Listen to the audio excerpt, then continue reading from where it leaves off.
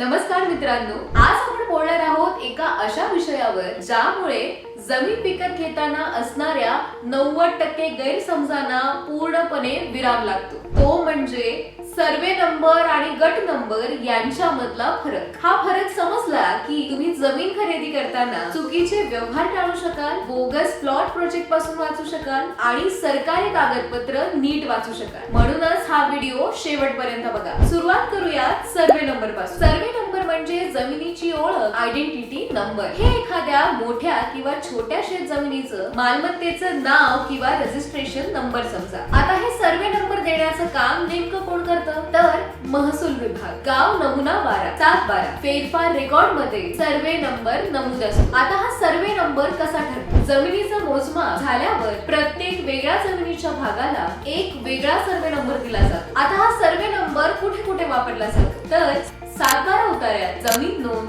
Village map, कर्ज, NA, plan pass, विक्री दस्त, जमिनीच्या मालकाची नोंद म्हणजेच हक्कपत्र। सोप्या भाषेत सर्वे नंबर म्हणजे जमिनीची स्वतंत्र ओळख। आता येऊया गट नंबर कडे। आता हा गट नंबर म्हणजे काय? एकापेक्षा जास्त सर्वे नंबर एकत्र करून दिलेला एकच नंबर म्हणजे गट नंबर। म्हणजे मानूया एका गावामध्ये 4 ते 5 छोटे सर्वे नंबर आहेत। सर्वे नंबर 15, 16, 17, 18 हे सगळे प्लॉट एकत्र केले आणि एकच मोठा क्लस्टर बनला तर त्याला गट नंबर देतात। उदाहरणार्थ सर्वे नंबर 15, 16, 17 आणि 18 या सगळ्यांचा मिळून एखादा गट नंबर तयार होतो।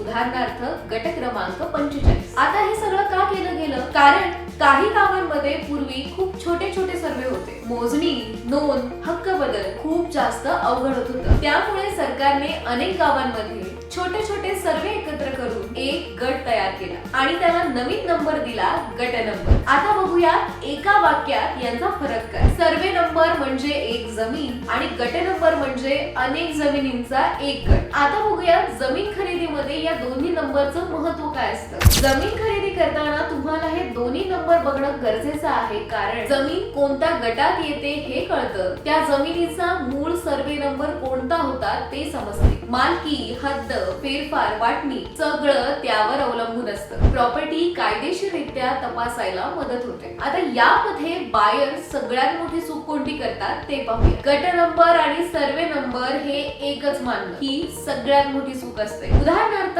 गट नंबर 215 आहे, पण त्यात 5 वेगवेगळे जुने सर्वे आहेत। त्यापैकी तुम्ही कोणत्या सर्वेचा तुकडा घेताय, त्याचा वाटा आहे का, हद्द मोजणी झालेली आहे का हे तपासलं नाही तर पुढे नाव नोंदणी अडकते। तर मग मित्रांनो, आज आपण समजलं सर्वे नंबर आणि गट नंबर यांच्यातला हा फरक का महत्त्वाचा आहे आणि त्याची खरी ओळख कशी करायची। हा फरक समजला की तुम्ही जमीन खरेदी करताना तुम्हाला कोणीही चुकीची माहिती देऊ शकणार नाही। जर तुम्हाला आपला आजचा व्हिडिओ आवडला असेल तर आपल्याला कमेंट मध्ये नक्की कळवा। व्हिडिओला लाईक करा, शेअर करा आणि तुमच्या आवडत्या प्लॉट गेमला सबस्क्राइब करायला अजिबात विसरू नका। पुन्हा भेटूया पुढच्या व्हिडिओमध्ये।